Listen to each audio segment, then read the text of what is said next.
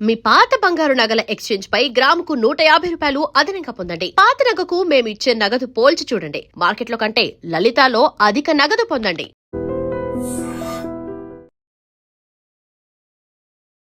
Welcome to ఐజిమ్. ఈ రోజు మనతో పాటు chief medical officer from Shri Konijeti Rosaiah government nature cure hospital doctor A Malathi Shyamala garu మనతో పాటు ఉన్నారు. మ్యామ్తో మాట్లాడదాం. Hello ma'am, welcome to our show. నమస్తే అండి. మ్యామ్, చాలా మందికి ఈ రోజుల్లో అంటే ఒకప్పుడు వయసు పైబడితే తెల్ల వెంట్రుకలు రావడం లేదా జుట్టు ఊడిపోవడం సమస్య ఉండేది. అయితే ఇప్పుడు చూసుకుంటుంటే కాలేజ్ స్టూడెంట్స్కి, చిన్నపిల్లలకు కూడా హెయిర్ ఫాల్ అవ్వడం చాలా కామన్ అయిపోయింది. అసలు హెయిర్ ఫాల్ అవ్వడానికి అంటే కెమికల్ షాంపూస్, లేకపోతే రకరకాల సీరమ్స్, రకరకాల స్ట్రైట్నింగ్ అని చేసుకుంటూ ఉన్నారు. వీటన్నిటి వల్ల ఇంత డ్యామేజ్ జరుగుతుందంటారా, లేకపోతే మనం తీసుకునే ఫుడ్ వల్ల అంటారా? దీనికి హెయిర్ ఫాల్ అవ్వకుండా హెయిర్ హెల్తీగా స్ట్రాంగ్గా ఉండాలంటే బెస్ట్ న్యాచురల్ రెమెడీస్ ఏంటో మా వ్యూయర్స్ కోసం చెప్పండి. అసలు హెయిర్ ఫాల్ అవ్వడానికి ముఖ్య కారణం ఏంటంటే జుట్టుకు నూనె రాయకపోవడం. ఓకే. ఎవ్వరు జుట్టుకు నూనె రాయట్లేదు ఇవాళ రేపు. మీరు అన్నారు కదా, యంగ్స్టర్స్లో చాలా ఎక్కువగా జుట్టు రాలిపోతుంది, రకరకాల సీరమ్స్ వాడుతున్నారు. అవన్నీ ఎందుకమ్మా? చక్కగా కొబ్బరి నూనె రాసుకుంటే, రోజు కొబ్బరి నూనెతో మర్దన చేస్తే ఏమవుతుందనంటే, ఆ కుదుళ్ళు అంటాను కదా, జుట్టు యొక్క కుదుళ్ళకి రక్త ప్రసరణ బాగా జరుగుతుందన్నమాట. ఎప్పుడైతే రక్త ప్రసరణ బాగా జరుగుతుందో అప్పుడు దానికి ఒక గ్రోత్ అనేటటువంటిది వస్తుంది. మనం దానికి ఏమీ ఇవ్వకుండా జస్ట్ మామూలుగా ఇవాళ రేపు ఏం చేస్తున్నారు, నేను స్టైల్గా ఉండాలి, నేను ఇంకా బాగా కనబడాలి, జిడ్డు మొహం వేసుకొని వెళ్ళకూడదు అని అందరూ అట్లాంటి దాంతోనే ఉంటున్నారు కదా. సో దాంతో ఏమైపోతుంది, బ్రెయిన్కి అంటే ఆ స్కాల్ప్కి ఎక్కడైతే జుట్టు గ్రోత్ అవుతుందో ఆ స్కాల్ప్కి సరైనటువంటి రక్త ప్రసరణ అనేటటువంటిది లేకుండా అయిపోతుంది. కొబ్బరి నూనె రాసుకుంటేనే కదా మనం ఇలాగ రుద్ది చేస్తాం. మనం యాక్చువల్గా రుద్దడం అప్పుడే జరుగుతుంది. మీరు షాంపూ చేసుకుంటున్నారు, షాంపూ చేసినప్పుడు రుద్దుతారు, కానీ అదేమవుతుంది, కెమికల్ బేస్డ్ అయిపోతుంది కదా. ఎప్పుడైనా సరే natural is natural, chemical is chemical కదా. సో కెమికల్ ఎప్పుడైతే మన శరీరానికి జరుగుతూ పోతూ ఉంటుందో, ఒక రోజు కాకపోయినా 10 రోజులు కంటిన్యూస్గా వాడితే దాని యొక్క ఎఫెక్ట్ కనబడుతుంది కదా. సో దానివల్ల తొందరగా జుట్టు అంతా తొందరగా రాలడం అయిపోతుంది, ఇంకా తొందరగా తెల్లబడ్డం కూడా జరుగుతుంది. తెల్లబడ్డానికి కారణాలు వేరే ఉంటాయి, అవి జెనెటికల్ ఫ్యాక్టర్స్ ఉంటాయి. మెలనిన్ అనేటటువంటి పిగ్మెంట్ ఎక్కువ మందిలో చూస్తున్నాం. అంటే మెలనిన్ అనేటటువంటి పిగ్మెంట్ లోపం ఉండటం వల్ల కూడా ఈ మెల్లోసైట్స్ అనేటటువంటి అవి ఫాల్ అయిపోతాయి అన్నమాట, సెల్స్ నుంచి ఫాల్ అయిపోతాయి. దానివల్ల మనకి ప్రీమెచ్యూర్ గ్రేయింగ్ అనేటటువంటిది వస్తుంది. ఇదే కాకుండా చాలామందికి స్ట్రెస్ ఉంటుంది. వాళ్ళకి స్ట్రెస్ లేనటువంటి వాళ్ళు ఎవరు ఉన్నారు? అందరికీ రకరకాలైనటువంటి స్ట్రెస్లు ఉన్నాయి. చిన్నపిల్లల దగ్గర నుంచి ఎల్కేజీ వాళ్ళకి కూడా స్ట్రెస్సే ఉంది ఇప్పుడు చెప్పాలంటే. రోజు పొద్దున్న స్కూల్కి వెళ్ళాలంటే అదొక పెద్ద స్ట్రెస్సే వాడికి. సో అలా అందరికీ రకరకాల స్ట్రెస్ ఒకటి ఉంది. ఇంకొకటి వైటమిన్ డెఫిషియన్సీస్ ఉంటాయన్నమాట. మినరల్స్, వైటమిన్ డెఫిషియన్సీలు, B12 డెఫిషియన్సీ తోటి అవుతుంది. కాపరు అట్లాంటి మినరల్స్తో ఏమైనా మన శరీరంలో తక్కువ అవుతూ ఉంటే కూడా ఈ రకాలైనటువంటి ప్రీమెచ్యూర్ గ్రేయింగ్ అవడం అనేది జరుగుతుంది. రీజన్స్ అయితే ఆయిల్ పెట్టకపోవడం అండ్ అది. ఇంకొకటి జెనెటికల్గా ఒకటి ఉంటుంది అనమాట. జెనెటికల్గా అంటే వాళ్ళ ఫ్యామిలీలో కొంతమందికి తొందరగా ప్రీమెచ్యూర్ గ్రేయింగ్ అయిపోతూ ఉంటుంది. సో అట్లాంటి వాళ్ళకు కూడా అది జరుగుతుంటుంది అనమాట. ఇంకొకళ్ళకి ఏంటంటే అలపీషియా అంటారంటే ఒక రకమైన అక్కడక్కడ బట్టతల ఏర్పడుతుంటుంది, మొత్తం అంతా అక్కడక్కడ ఏర్పడుతూ ఉంటుంది. అట్లాంటి వాళ్ళలో కూడా అంటే అది కూడా ఒక రకమైనటువంటి ప్రాబ్లమే, హెయిర్ ప్రాబ్లం అనమాట. సో అలా ఉన్నటువంటి వాళ్ళకి హెయిర్ ఫాలింగ్ ఒకటి అవుతుంది. ఇంకా ఒకటి ఏంటి అనేసి థైరాయిడ్ ప్రాబ్లం ఉన్నటువంటి వాళ్ళకి ఆటో ఇమ్యూన్ డిసీజెస్ అని ఉంటాయన్నమాట. సెల్ఫ్గా అంటే వాళ్ళ యాంటీబాడీస్ అట్లా తయారయ్యేటటువంటి డిసీజెస్ అన్నీ కొన్ని ఉంటాయి. సో వాళ్ళల్లో కూడా ఈ ప్రెమెచ్యూర్ గ్రేయింగ్ అనేది ఉంటుంది. ఇంకా దాంతోపాటుగా హెయిర్ ఫాల్ అనేది కూడా ఎక్కువగా జరుగుతూ ఉంటుంది అనమాట. ఓకే. సో హెయిర్ వాష్ అనేది వీక్లీ ఎన్నిసార్లు చేయడం అనేది మంచిది? అంటే చాలామంది ఏంటంటే ఆయిలీగా ఉంచుకోకూడదు, హెయిర్ ఫ్రెష్గా ఉండాలి, హెడ్ బాత్ చేయాలని చెప్తూ ఉంటారు. కొంతమంది ఎక్కువ హెడ్ బాత్ చేయడం మంచిది కాదు అని చెప్తుంటారు. మీ సజెషన్ అయితే వీక్లీ ఎన్నిసార్లు చేయాలి? వారంలో 2 సార్లు చేస్తే చాలమ్మా, అంతకన్నా ఎక్కువ అవసరం లేదు. అసలు వారానికి ఒక్కసారే తలంటి పోసుకోవాలి. పూర్వకాలం నుంచి ఉంది ఏంటంటే వారానికి ఒకసారి తలంటి పోసుకోవాలి. అంటే ఆ రోజు అంటే మామూలుగా మేము ప్రకృతి వైద్యంలో చెప్పేటటువంటి అభ్యంగన స్థానం అని అంటాం కదా, అది అంతా ఒంటికి కూడా, తలకే కాదు మొత్తం అంతా వంటికి పట్టించి అప్పుడు దాన్ని మనం ఇప్పుడైతే షాంపూలు రకరకాలు వచ్చాయి, సబ్బులు షాంపూలు చాలా వచ్చాయి. అప్పుడైతే కుంకుడుకాయ రసం ఒకటి ఉండేది, శీకాకాయ రసం ఒకటి ఉండేది. అలా పెట్టుకొని స్నానం చేయడం అనేది జరుగుతుండేది. ఇప్పుడు రకరకాలు అంటే ఈజీ ఫాస్ట్గా ఇప్పుడు కుంకుడుకాయ రసం పెట్టుకుని దాన్ని స్నానం చేసి అదంతా వదిలించుకుని ఆ పొట్టంతా తీసుకుని అంత టైం ఎవరికి ఉండట్లేదు, టైము లేదు, ఓపిక లేదు, రెండూ లేవు. కాబట్టి ఈజీ ఫాస్టింగ్ ఏదవుతుంది అని అంటే షాంపూ అయిపోతుంది. కాబట్టి దాన్ని మనము తీసుకొని పెట్టుకొని చేసుకుంటున్నారు. ఇప్పుడు అందరూ అదే పని చేస్తున్నారు. ఒకరి తర్వాత ఒకరు చేయడం జరుగుతుంది ప్రస్తుత కాల పరిస్థితుల లోపల. కాకపోతే సో హెయిర్ స్ట్రైట్నింగ్ పెట్టేవాళ్ళు అండ్ త్వరగా పొల్యూషన్ లో తిరిగే వాళ్ళకి ఆయిల్ అయిపోతూ ఉంటుంది. అప్పుడు వాళ్ళు 3 times చేయడం అనేది సజెస్టబుల్? అసలు యాక్చువల్గా ఏంటంటే రోజుకి మామూలుగా ఒకసారి అయితే పొద్దున పూట లేచాక నేను చెప్పాను కదా, కొంచెమైనా కొబ్బరి నూనె తీసుకుని జస్ట్ ఒక మసాజ్ లాగా చేయాలన్నమాట. హెడ్కి చేస్తే ఏమవుతుందనంటే మనకి రోజు మనకు తెలియకుండానే మన యొక్క చర్మము ఎపిడెర్మిస్ అనేది ఉంటుంది కదా, అది రాలిపోతూ ఉంటుంది. అట్లాగే హెయిర్ ఫాలిక్స్కి ఏవైతే డెడ్ ఉంటాయో అవి రాలిపోతూ ఉంటాయి అన్నమాట. పాతవి రాలిపోతున్నప్పుడే కదా కొత్తవి వస్తూ ఉంటాయి.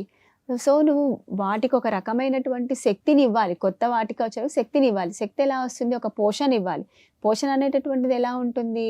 రక్త ప్రసరణ జరిగితేనే పోషణ అవుతుంది. రక్త ప్రసరణ ఎప్పుడు జరుగుతుంది?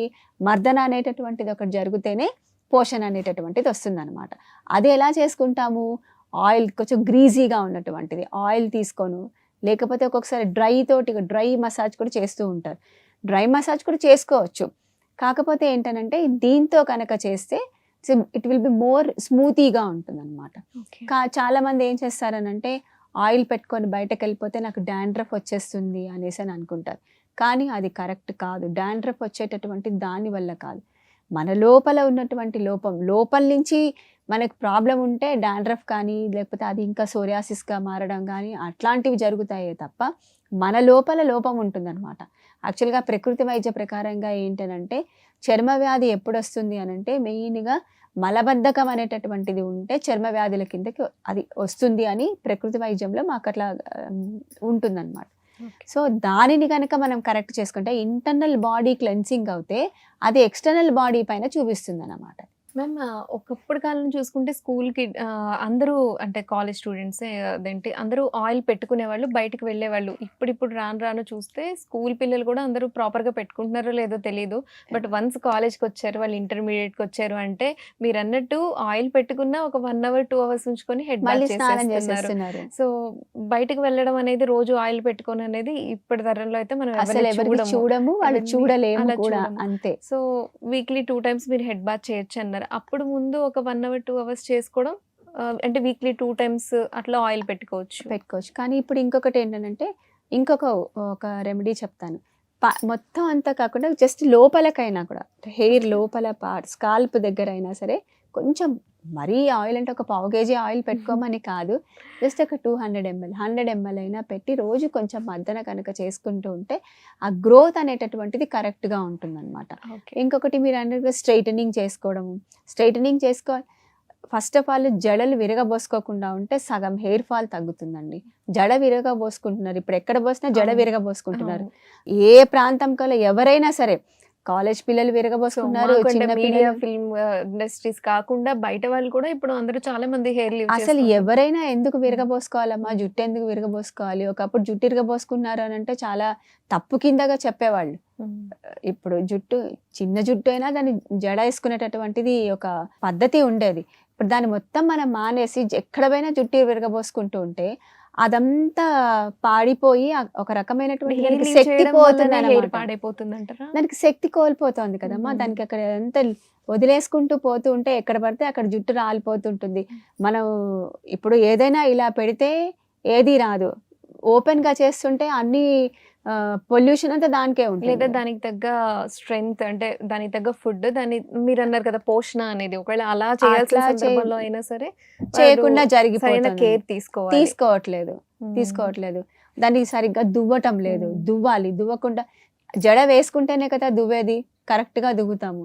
జడ వేసుకునడమే మానేస్తే వదిలేసిపోతూ ఉంటే దువ్వడం అనేటటువంటిది ఎక్కడ ఉంటుంది? దానికి ఎక్కడ పోషణ ఇస్తున్నాం మనం హెయిర్ ఫాలికల్కి?